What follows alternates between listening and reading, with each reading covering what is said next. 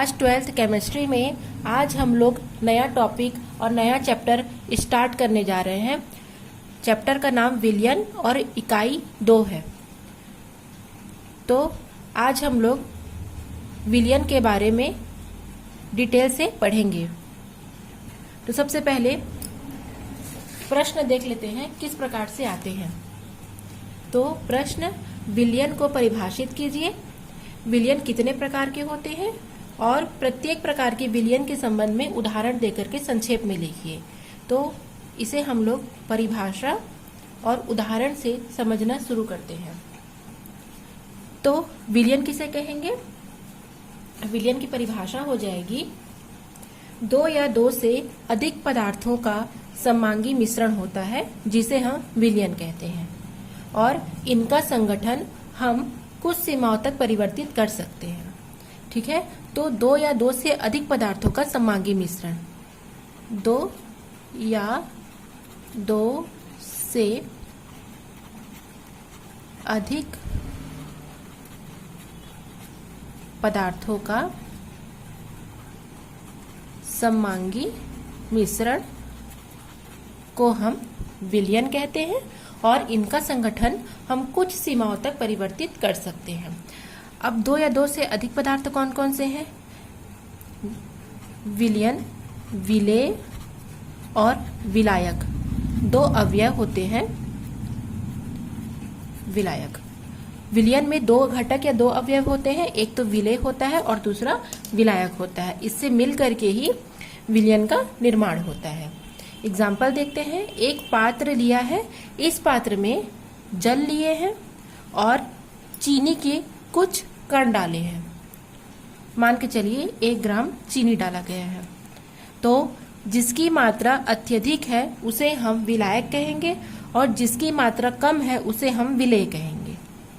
ठीक है, तो चीनी और जल के जो जलीय विलयन तैयार हुआ है उसमें चीनी की मात्रा बहुत कम होने के कारण इसे हम विलेय कहेंगे, और जल की मात्रा अधिक होने के कारण इसे हम विलायक कहेंगे।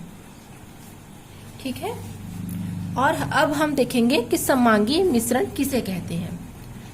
तो अगर हम चीनी और जल को मिला दें अच्छी तरीके से, और मिलाने के बाद अगर हम इसे स्थिर छोड़ दें, कुछ समय के बाद यदि हम ऊपर के जल को टेस्ट करें, बीच के जल को टेस्ट करें या नीचे के जल को टेस्ट करें, हमको तीनों जगह स्वाद वही प्राप्त होगा। ऐसा नहीं है कि बीच में टेस्ट कम हो जाएगा, नीचे में ज्यादा हो जाएगा और ऊपर में बिल्कुल नहीं रहेगा। ठीक है, ऐसा बिल्कुल नहीं होगा। सब समान रूप से उसमें घुल चुके रहेंगे। अर्थात क्या होता है, समांगी मिश्रण के जो आणविक कण के आकार होते हैं वो इतने अच्छी तरीके से मिक्सअप हो जाते हैं जिसको हम छान कर, निथार कर या किसी भी प्रकार की अपकेंद्रण विधि के द्वारा भी पृथक नहीं कर सकते हैं। ठीक है, तो उसे हम समांगी मिश्रण कहते हैं। तो विलयन, विलेय और विलायक, यही 2 घटकों का समांगी मिश्रण होता है। ठीक है, और इसे हम कुछ सीमाओं तक परिवर्तित कर सकते हैं। और विलयन 2 प्रकार के होते हैं, एक होता है जलीय विलयन और दूसरा होता है अजलीय विलयन। अजलीय विलयन, तो वे विलयन जिसमें जल विलायक के रूप में होता है उसे हम जलीय विलयन कहते हैं। ठीक है, वह विलयन जिसमें जल विलायक के रूप में होता है उसे हम जलीय विलयन कहते हैं। और जल के अतिरिक्त यदि हम उसमें बेंजीन, ठीक है, कार्बन टेट्राक्लोराइड, ईथर और अल्कोहल, ये यदि हम ले लेते हैं तो इसे हम अजलीय विलयन कहते हैं। फिर से, जिनमें जल विलायक के रूप में होता है उसे हम जलीय विलयन कहते हैं, और जिसमें benzene, carbon tetrachloride, ether, alcohol ये सब होते हैं उसे हम अजलीय विलयन कहते हैं। ठीक है, तो अब इसकी परिभाषा एक बार और देख लेते हैं। परिभाषा हो जाएगी, 2 या 2 से अधिक पदार्थों का समांगी मिश्रण होता है जिसका संगठन कुछ सीमाओं तक परिवर्तित किया जा सकता है। विलयन के 2 घटक होते हैं, विलायक और विलेय। विलायक किसे कहेंगे? विलायक विलयन का वह घटक है जो अधिक मात्रा में उपस्थित होता है, अर्थात वह घटक जिसमें विलेय के कण वितरित रहते हैं उसे हम विलायक कहते हैं। और विलयन का वह घटक होता है जो अल्प मात्रा में उपस्थित होता है और इसी के कण विलायक में घुले होते हैं। जैसे शक्कर के जलीय विलयन में जल विलायक तथा शक्कर विलेय है। क्यों? क्योंकि इसमें जल की मात्रा अधिक है और शक्कर की मात्रा कम है। इस प्रकार के दो अवयवों के आपस में उपस्थित होने के कारण इसे हम द्विअंगी विलयन कहते हैं। ठीक है, मान के चलिए 3 पदार्थ हैं जिसमें से 2 विलेय हैं, 1 विलायक है, तो उसे हम त्रिअंगी विलयन कहेंगे। और यदि 4 विलेय हैं तो उसे हम चारअंगी विलयन कहते हैं। ठीक है, तो यहाँ पर केवल 1 विलेय और 1 विलायक है तो उसे हम क्या कहेंगे? 1 विलेय और 1 विलायक होने पर उसे हम द्विअंगी विलयन कहते हैं। तो ये हो गई विलेय की परिभाषा और उदाहरण।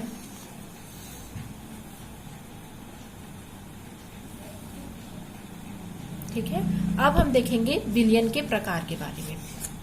विलयन के प्रकार तो भौतिक अवस्था के आधार पर और सांद्रता के आधार पर विलयन के 2 प्रकार होते हैं। तो भौतिक अवस्था के आधार पर ये 3 प्रकार के होते हैं, ठोस, द्रव और गैसीय विलयन। और सांद्रता के आधार पर ये 5 प्रकार के होते हैं, सांद्र विलयन, तनु विलयन, संतृप्त विलयन, असंतृप्त विलयन और अतिसंतृप्त विलयन। ठीक है, तो आज हम लोग विलयन के प्रकार के बारे में अध्ययन करेंगे। तो सबसे पहले हम विलयन की भौतिक अवस्था के आधार पर विलयन के प्रकार देख लेते हैं।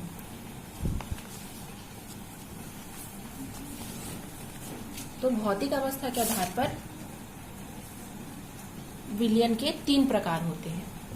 ठीक है, भौतिक अवस्था के आधार पर विलयन के 3 प्रकार होते हैं। पहला होता है गैसीय विलयन, के बारे में हम पढ़ते हैं। गैसीय विलयन ये भी 3 प्रकार के होंगे। कौन कौन से?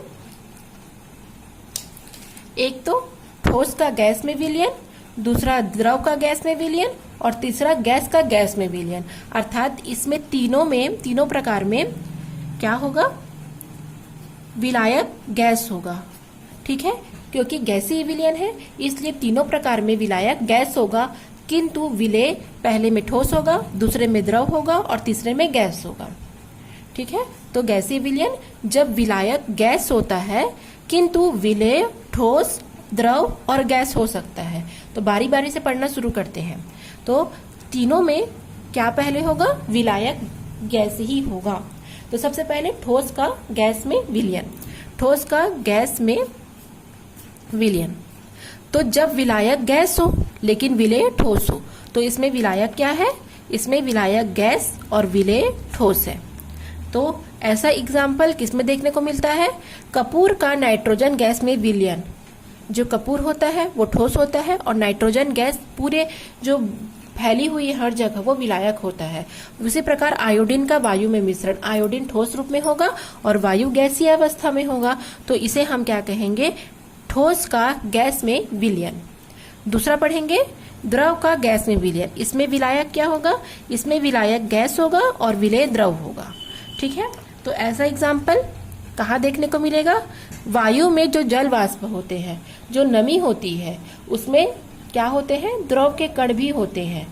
या क्लोरोफॉर्म का नाइट्रोजन में मिश्रण, तो तीनों में विलायक गैस होंगे, परंतु पहले में ठोस, दूसरे में द्रव और तीसरे में गैस होगा।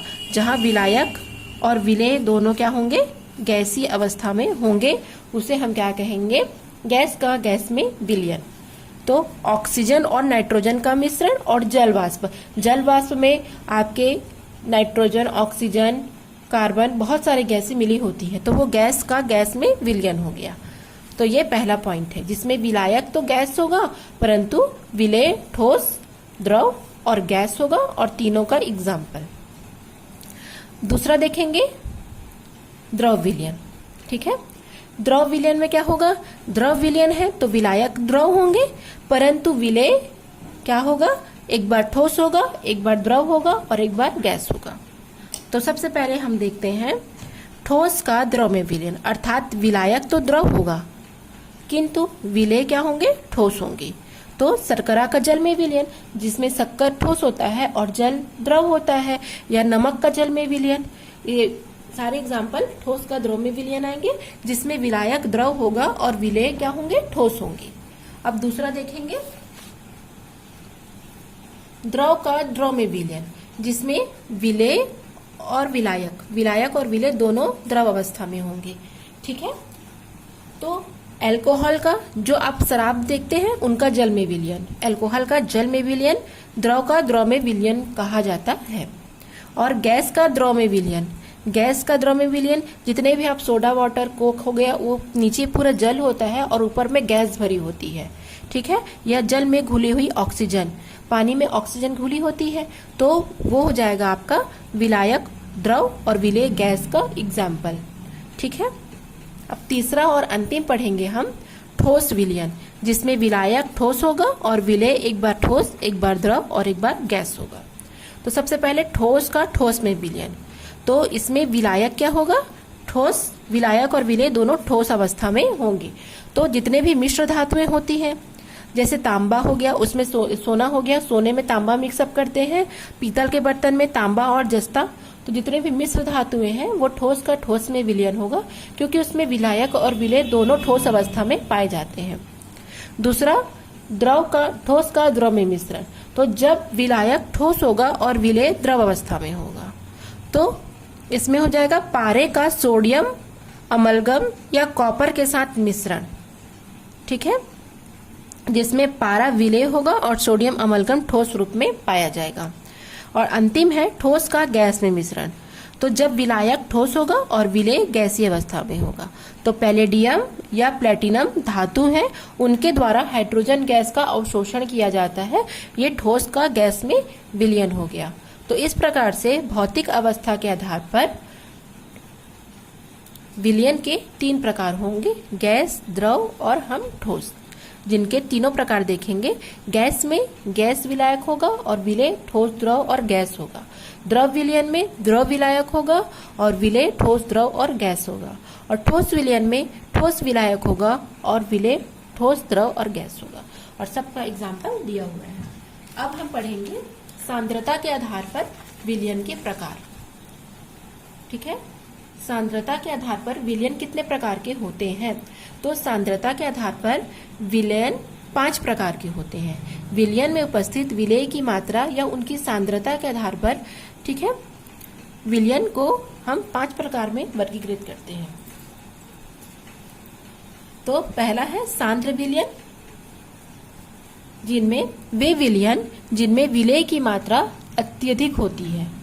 ठीक है, मान के चलो 1 गिलास पानी है, उसमें हम 4 ग्राम NaCl डाले हैं, तो वो क्या कहलाएगा? सांद्र विलयन। तनु विलयन, वे विलयन जिनमें विलेय की मात्रा विलायक की तुलना में कम होती है। जैसे 1 गिलास पानी में 2 ग्राम NaCl है, तो विलेय की मात्रा विलायक की तुलना में बहुत कम है, तो उसे हम तनु विलयन कहेंगे।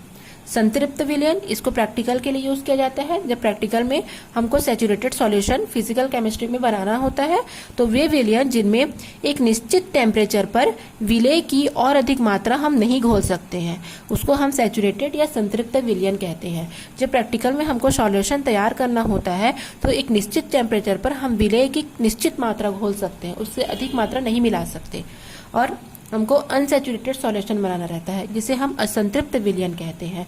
तो वे विलयन जिनमें निश्चित ताप पर विलेय की और अधिक मात्रा हम घोल सकते हैं, उसको हम अनसैचुरेटेड या असंतृप्त विलयन कहते हैं। और तीसरा है अति संतृप्त विलयन। 5वां है अति संतृप्त विलयन, वे विलयन जिनमें निश्चित ताप पर विलेय की मात्रा संतृप्त विलयन की अपेक्षा अधिक होती है। अर्थात संतृप्त विलयन में निश्चित ताप पर हम विलेय की और अधिक मात्रा नहीं घोल सकते हैं, लेकिन अति संतृप्त में हम निश्चित ताप पर विलेय की मात्रा घोल सकते हैं संतृप्त विलयन से थोड़ा अधिक, तो उसे हम सुपर सैचुरेटेड या अति संतृप्त विलयन कहेंगे। ठीक है, तो ये आपका विलयन और विलयन के आधार पर उसके प्रकार कंप्लीट हुआ।